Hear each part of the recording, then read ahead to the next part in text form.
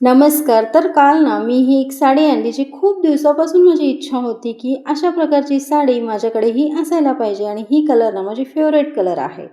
आणि फायनली मी हीच साडी आणली कारण मी घरातूनच ठरवून गेले होती, की या बजेटमध्ये मला ना साडी घ्यायची आहे. आणि ही साडी खरंच मला परवडणारी देखील आहे आणि मला अगदी खूप आवडली.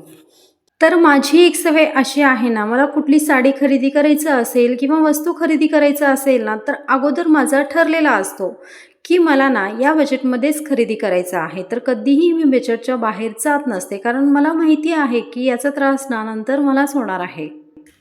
तर मिडल क्लास लोकांचं ना असंच असतं. कुठलीही वस्तू जर खरेदी करायचं असेल किंवा साडी खरेदी करायचं असेल ना, तर आपण 10 वेळा विचार करत असतो. बरोबर ना?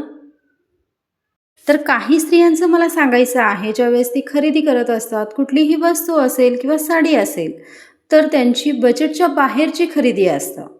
तर त्यांना ना ती वस्तू एकतर आवडलेली असते, नाहीतर त्यांना फक्त लोकांना दाखवण्यासाठी त्या वस्तू ते खरेदी करत असतात. तर याच कारणामुळे ना त्यांच्या घरामध्ये नेहमी वादविवाद होत असतात.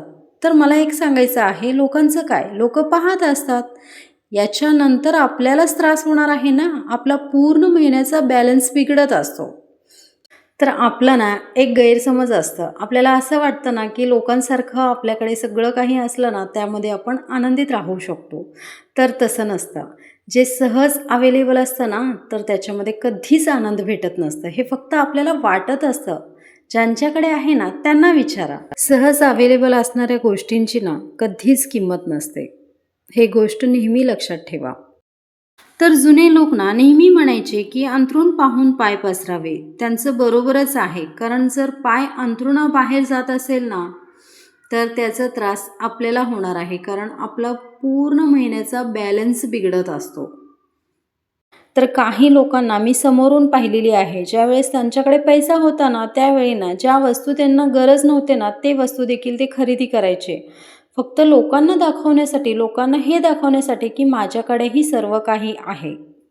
तर आज त्यांची परिस्थिती अशी झालेली आहे ना, की ₹100 खर्च करायला देखील ते 10 वेळा विचार करत असतात.